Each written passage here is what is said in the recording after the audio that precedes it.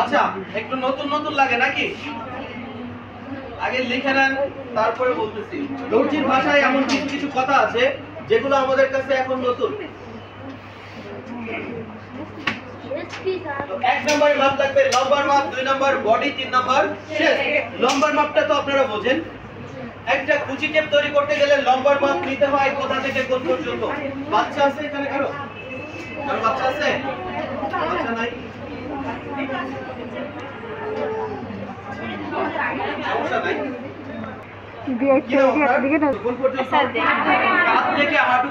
কুচি টেপের লম্বার মাপ নিতে হয় কোন পর্যন্ত?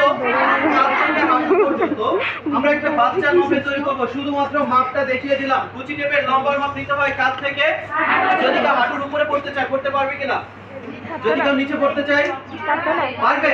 সেটা হচ্ছে আপনার রুচির উপর ডিপেন্ড করবে, আপনার বাচ্চার জন্য আপনি কেমন তৈরি করতে চান। বা আপনি যদি প্রফেশনাল টেইলার হন, তো আপনি আপনার কাস্টমারের জন্য কতটুকু মাপ নিতে চান সেটা কাস্টমারের উপর বা আপনার উপর ডিপেন্ড করে। তবে লম্বার মাপটা নিয়ে আমি 26 ইঞ্চি। এরপর নিব বডির মাপ। বডির মাপ তো সবাই চেনেন নাকি? বডির মাপ নিতে হয়, আমরা কোমরের নিচে যে পোশাকগুলো পরেছি সেই পোশাকগুলোতে একটা হিপের মাপ ছিল কিনা? উপরের পোশাকগুলোতে ছাতির মাপ নিতে হয়। কিসের মাপ? ছাতির মাপ বা বডির মাপ। এটা কেন বললাম? দর্জির ভাষায় এটাকে ছাতি বলা হয়। ছাতি মানে বুক। কি ম্যাডাম? ছাতি মানে হচ্ছে বুক।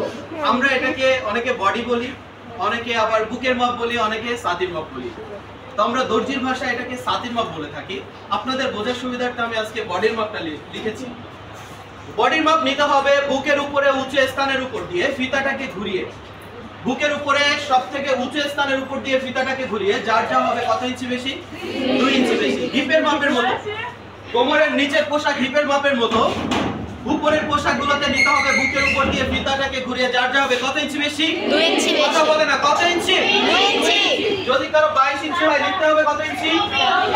আর 24 হলে 26 হলে 28 হলে 30। হয়ে গেছে, হয়ে গেছে। এরপরে শেষের মাপ। শেষ কোনটাকে বলা হয়? কুচি টেপে আপনারা দেখবেন যে কোমর বরাবর একটা সেলাই দেওয়া থাকে, থাকে কিনা? এর নিচে একটা পার্ট, উপরে একটা পার্ট। তো কাঁধের থেকে কোমরের চিকন অংশ পর্যন্ত এই জায়গাটার নাম হচ্ছে শেষ। বুঝতে পেরেছেন আমার কথা? কাঁধের থেকে কোমরের যে চিকন অংশ, কোমরের দুইটা অংশ থাকে, একটা উপরে চিকন অংশ আর একটা চওড়া অংশ। তো কোমরের যে চিকন অংশটা আছে কাঁধের থেকে সেই পর্যন্ত মাপটা নিব। কাঁধের থেকে কোমরের চিকন অংশ। আরো একটা ভাবে আপনারা চিনতে পারবেন শেষ কোনটাকে বলা হয়।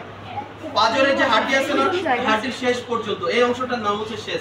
তো কাঁধের থেকে পাঁজরের যে হাড় নিচে আছে এই পর্যন্ত মাপটা ধরবো, এটার নাম হচ্ছে শেষ। একটা বাচ্চা মেয়ের ক্ষেত্রে এই শেষটা হতে পারে সর্বোচ্চ 9 অথবা 10 ইঞ্চি বেশি। শেষের মাপ কাঁধের থেকে কোমরের চিকন অংশ পর্যন্ত, কাঁধ থেকে কোমরের চিকন অংশ পর্যন্ত। এই তিনটা মাপ দিয়ে আজকে আমরা কুচি টেপ তৈরি করব। এই আপা এদিকে সঠিক রেখায় আমরা পয়েন্ট করব। নিচের পোশাকগুলো তৈরি করতে গেলে আমরা একটা রাবার ঘর অথবা ফিতা ঘর নিতাম, মনে আছে আপনাদের? অবশ্যই। এই রাবার ঘর অথবা ফিতা ঘর নিতে হয় কোমরের নিচের পোশাকগুলোতে। আর উপরের পোশাকগুলোতে আগে কি নিতে হয়?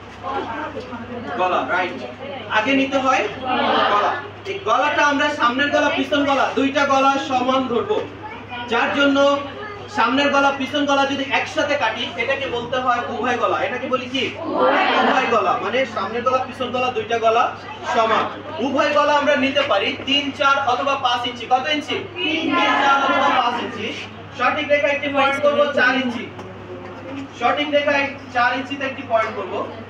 এরপর একটি পয়েন্ট করব 5 ইঞ্চি।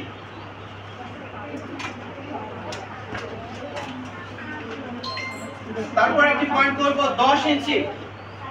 এরপর লম্বার মাপ আছে 26, একটা পয়েন্ট করব 26 আর একটা পয়েন্ট করব 27।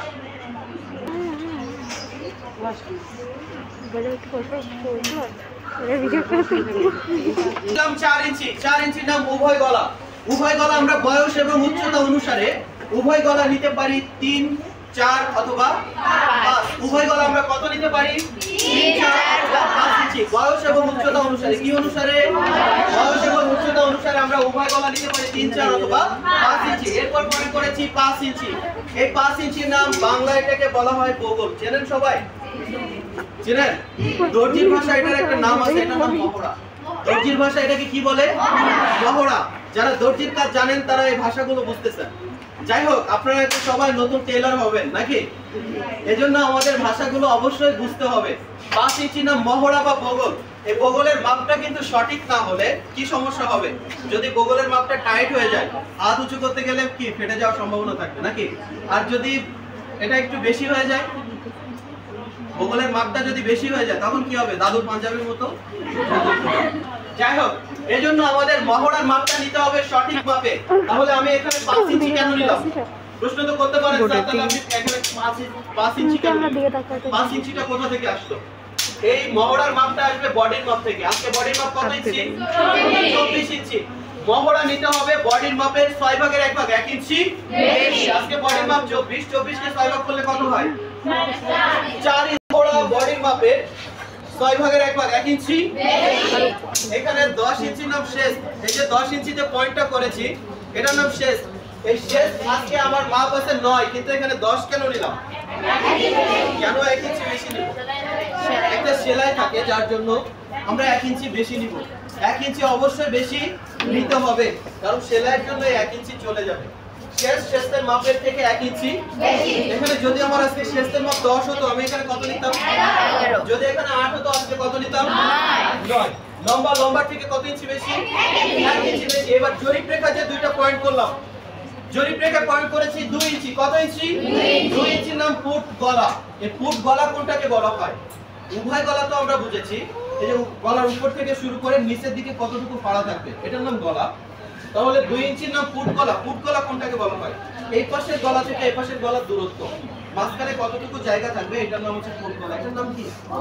ফুট গলা। এই পাশের গলা থেকে এই পাশের গলার দূরত্ব। এটা আমরা নিতে পারি উভয় গলার মতো করে বয়স এবং উচ্চতা অনুসারে 2, 2.5 অথবা 3। কত ইঞ্চি নিতে পারি? 2, 2.5 অথবা 3 ইঞ্চি। ফুট গলা কত ইঞ্চি? 2, 2.5 অথবা 3 ইঞ্চি। 5 ইঞ্চি নাম ফুট লাইন। ফুট গলাটা কি বুঝেছেন সবাই? এই পাশ থেকে এই পাশের গলার দূরত্ব কতটুকু থাকবে। আর ফুট লাইন কোনটাকে বলা হয়? ফুট গলা থেকে শুরু করে হাতা পর্যন্ত কাঁধের উপর দিয়ে যে লাইনটা থাকে, সেই লাইনটার নাম ফুট লাইন। এই ফুট লাইনের মাপটা আসে ফুট গলার থেকে। ফুট লাইন ফুট গলার দ্বিগুণ প্লাস 1 ইঞ্চি বেশি। ফুট লাইন নিব, ফুট গলা যা থাকবে তার দ্বিগুণ প্লাস 1 ইঞ্চি বেশি। আজকে আমার ফুট গলা আছে 2 ইঞ্চি, এজন্য আমি ফুট লাইন নিয়েছি 5 ইঞ্চি। যদি আমার ফুট গলা 2.5 ইঞ্চি নিতাম, ফুট লাইন কত হতো? 6। যদি আমি ফুট গলা 3 ইঞ্চি নিতাম, ফুট লাইন কত হতো? 7 ইঞ্চি। আচ্ছা, একটা নাম উভয় গলা আর একটা নাম ফুট গলা। এই দুইটা গলাকে যোগ করলে একটা গলা পাবো। তাহলে 4 ইঞ্চি থেকে ডান দিকে ফুট গলার সমান করে একটা লাইন নিব, অর্থাৎ 2 ইঞ্চি। ফুট গলা আছে 2 ইঞ্চি, এখানে একটা লাইন নিয়েছি কত ইঞ্চি? 2 ইঞ্চি। উপরের 2 নিচের 2 যোগ, উপরের 2 এর সাথে নিচের 2 যোগ। এখানে একটা গলা তৈরি হয়ে গেছে।